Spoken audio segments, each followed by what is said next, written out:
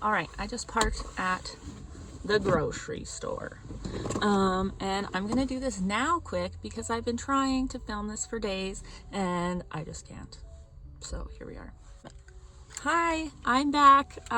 Looking a little different. It's been a while.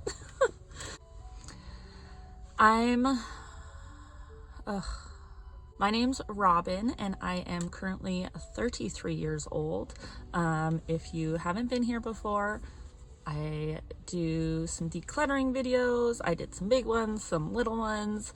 I also have anxiety, maybe some other stuff going on in there, possibly some ADD, not really sure. But I also have a whole bunch of trauma. So that sounded so awkward, didn't it?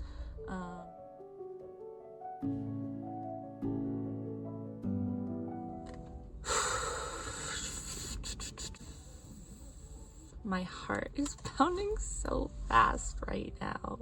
My hands are so dry. That's part of my anxiety. You can see that. 2 years ago, I had a mental health crisis of sorts, largely based around some trauma that I went through. I had this all written out and it seemed a lot easier then.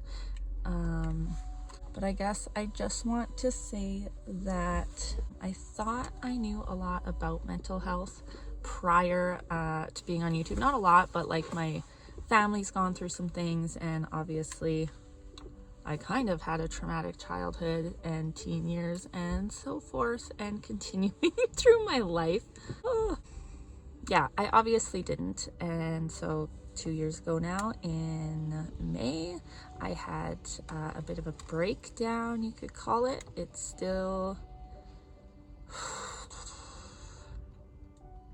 hard to talk about.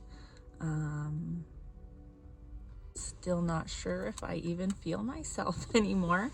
I have been doing lots of therapy and trying to work through my traumas and breathe and get on the right medication, because that's what my brain needs right now. Hopefully meditate. I haven't quite got there, but I'm working on it. The one thing that keeps driving me for some reason is I just kind of want to share my story so that other people can maybe feel a little bit more validated in their own story, especially if you're dealing with like other people with things like mental, physical, any kind of abuse. It's very confusing and can be very traumatic. I don't know if I give off some kind of like vibe, but I do have a lot of people that open up to me. I think maybe because lately, since I had my daughter, I guess I've been a lot more open with what I've been through. Mostly because I don't know how to work through it, so I'm still like saying it out loud still sounds weird, because I think I also kind of have that like imposter syndrome thing going on right now. That's totally just me. That's probably not true at all, but I can really relate to it when trying to deal with my trauma, because a large part of me just wants to pretend it wasn't that bad and smooth it over, but it was. So there's that. And another thing is, for anybody that hasn't had their truth heard yet, or has been a victim, or my lip is shaking because this is a lot harder to get out than I thought it would be. Recently, somebody that abused me in the past abused someone else, and it was almost a little re-traumatizing, because there's a moment that replays in my head a lot.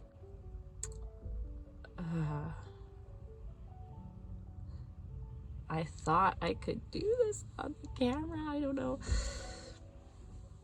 I'm even scared to talk about it because for some reason I just feel like that individual is still maybe out to hurt me, and I'm not sure if maybe that's my anxiety or because he already has, like, in the past, so it's, I wouldn't be shocked, I guess.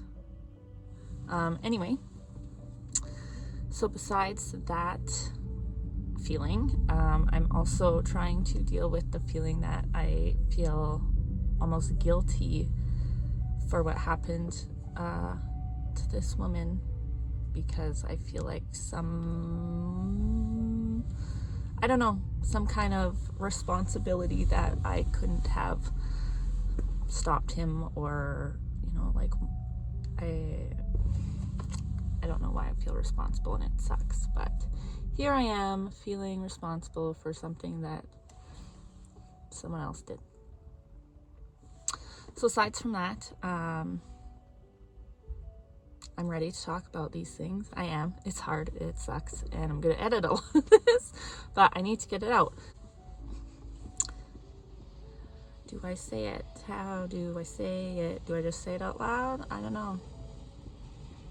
Is this going to help somebody? I really hope so, because if not, I don't know if it's just going to be embarrassing and forever, like, haunt me the rest of my entire life. But I kind of feel like this stuff's already haunting me for the rest of my entire life, so talking about it or not is not really, I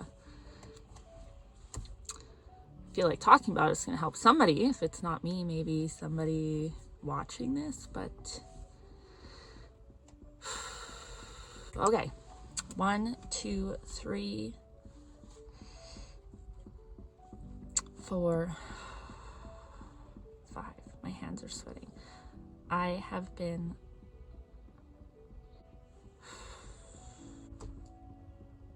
one, two, three, go. I don't think I can look at myself when I say this. Maybe I can, but my first boyfriend, when I was like 17,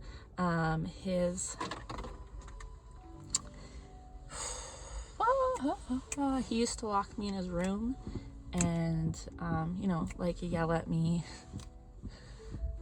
shove me into the wall. I remember this one time my foot went with me and there was like a subwoofer, you know, back in the, I don't know, us 90 kids when we were teenagers.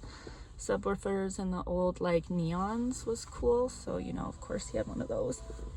His name was not Kyle, though. Anyway, broke that because he pushed me into the wall so hard. Along with a string of other things. His mom would try and get me out unsuccessfully a lot of times, but again, didn't hit me. So there was that. There was also the time he had me locked in his room when his dad's boss came over, and we were supposed to help them paint a fence in the backyard.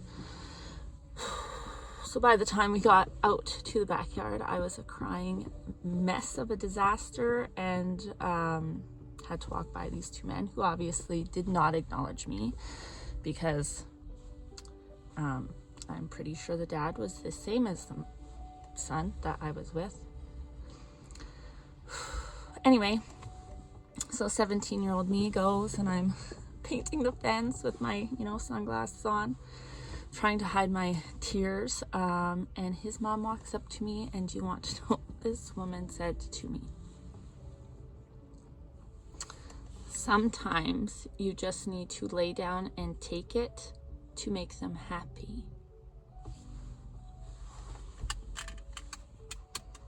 Does that sit right with anybody out there? Or was that just like 17-year-old me that got very offended by that comment? So from there, I also got engaged. Actually, at that point, we were engaged. My first serious relationship, and 3 years in, I found out that was traumatized then. All right, so I did have a bit of a drinking problem. We both did. And when I would get pass out drunk, he would rape me in my sleep. I found out that 3 years in, told him many times after that that it was not okay and he couldn't do it. And yeah, so he didn't stop. And that caused a lot of drinking problems and some substance abuse problems and things. So I'm also here to tell you that just because you're engaged doesn't make it okay. Just because you're in a relationship doesn't make it okay. If somebody's passed out drunk and they don't tell you that you have consent, it's rape. And after they do tell you that you don't have consent, yeah, that's rape. And then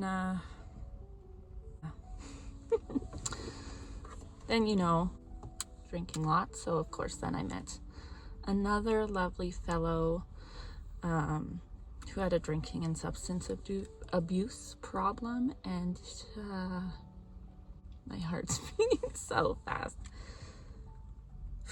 There was lots of yelling and violence. I should get my groceries now, but I guess I got that out. I have a lot of anxiety. I'm dealing with some trauma. My house is a mess. Oh yeah, and I also have a 6-year-old, a 9-year-old stepdaughter, and a almost 9-month-old son now. So, surprise, I also had a baby, for whoever was here before. So I got lots to catch up on.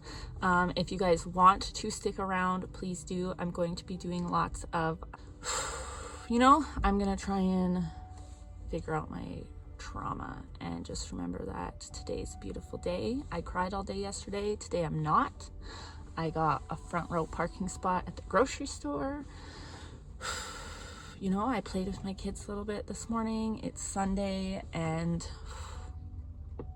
I finally filmed a video. There's also an old lady getting out of her car beside me, and she's staring at me because I look like a weirdo. So here I go. Going now. Okay, thanks guys. I hope you stick around, and I love you all. And I missed everyone.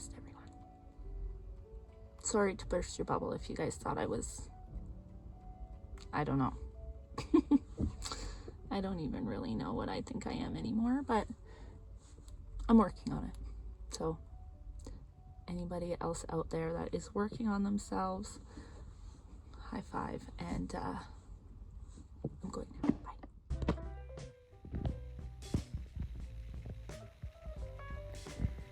If anyone out there is feeling alone today, or lost in their thoughts, or just not in a good place, I just want you to know that you're not alone, and the days will get better.